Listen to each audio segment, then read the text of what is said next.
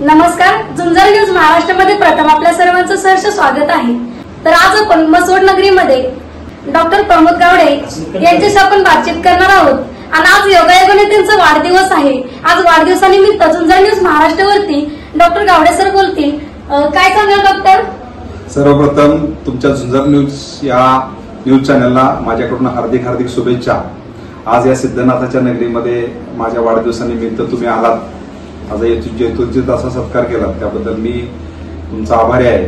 तुमचे असणारे मार्गदर्शक आदरणीय डोंबे साहेब, आमचे सुद्धा ते मार्गदर्शन आहेत, त्यांचे सुद्धा मी आभारी आहे। डॉक्टर, मी असं ऐकलं आहे की तुम्ही सामाजिक कार्यात आणि राजकीय कार्यात सुद्धा पुढाकारपणे असं काम करत असता। नेमकं सामाजिक कार्याबद्दल तुम्ही काय सांगू शकाल?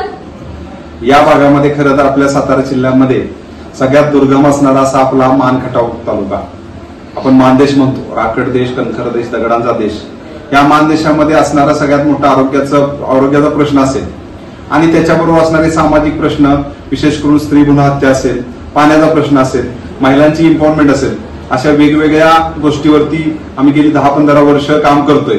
आणि सध्या या महाराष्ट्राचे लाडके नेतृत्व आदरणीय देवेंद्रजी फडणवीस साहेब, संवेदनशील उपमुख्यमंत्री आदरणीय एकनाथजी शिंदे साहेब आणि हे आपल्या मानदेशाचा, संपूर्ण मानदेशाचा आणि महाराष्ट्राचा एक धगधगता आणि लाडकं नेतृत्व आदरणीय जयाभाऊच्या नेतृत्वाखाली आम्ही मान तालुक्यामध्ये राजकीय दृष्ट्या सुद्धा काम करत आहे।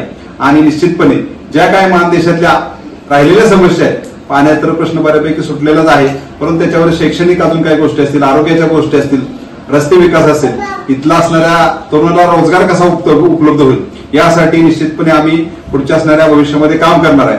आणि आरोग्याच्या सुविधा, आपल्याला विशेष करून आरोग्याच्या सुविधा म्हणले की आपल्याला कुठलेही मोठं शहर जवळ आहे।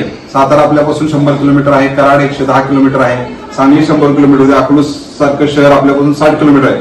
त्यामुळे इथं एक भरीव अशी वैद्यकीय सेवा चांगल्या प्रकारची आदरणीय जयभाऊंच्या माध्यमातून उभं करण्याचा आमचा मानस आहे आणि तो निश्चितपणे आम्ही उभं करू। त्याच्याबरोबरच या मान तालुक्यातल्या, मानदेशातलं अतिशय धडाडीचं असं नेतृत्व आदरणीय जयभाऊ गोरे आणि त्याचबरोबर दुसरे असणारे आमचे मित्र आदरणीय गोपीचंद पडळकर साहेब यांच्या नेतृत्वाखाली आम्ही निश्चितपणे चांगलं काम करतोय। आज योगायोगाने तुमचा वाढदिवस आहे आणि त्या वाढदिवसाच्या निमित्ताने तुम्ही सामान्य जनतेला काय संदेश देऊ शकाल? सामान्य जनतेला या सिद्धनाथ नगरीमध्ये माझी एकच प्रार्थना राहील की आपण आपल्या आरोग्याची चांगली काळजी घ्यावी आणि आपण या असणाऱ्या मानदेशाच्या विकासासाठी अतिशय चांगल्या प्रकारे आपल्याला जेवढा काय योगदान देता येईल तेवढे योगदान द्यावं आणि हा मानदेश सुजलाम सुफलाम करण्यासाठी आपण मोठ्या प्रमाणामध्ये योगदान द्यावं। या देशाची प्रगती म्हणजेच मानदेशाची प्रगती आहे, मानदेशाची प्रगती म्हणजेच आपल्या देशाची प्रगती आहे। हा बलशाली भारत अजून बळकट करण्यासाठी आपण सर्वांनी प्रयत्न करावेत, हीच माझी मानदेशातील जनतेला एक शुभेच्छा किंवा एक मागणी राहील त्यांच्याकडे। खरं तर डॉक्टर साहेब, तुम्ही आज वेळात वेळ काढून आमच्या झुंजार न्यूज महाराष्ट्र चॅनेलवरती 2 मिनिटं का होईना थोडासा वेळ दिला, त्याबद्दल खरं तुमचं धन्यवाद मानते आणि तुमच्या भावी वाटचालीसाठी तुम्हाला शुभेच्छा देते। पुन्हा एकदा तुम्हाला वाढदिवसाच्या हार्दिक शुभेच्छा। अशाच ताज्या घडामोडी पाहण्यासाठी आत्ताच झुंजार न्यूज महाराष्ट्र या चॅनलला लाईक, शेअर आणि सबस्क्राईब करा। झुंजार न्यूज महाराष्ट्र।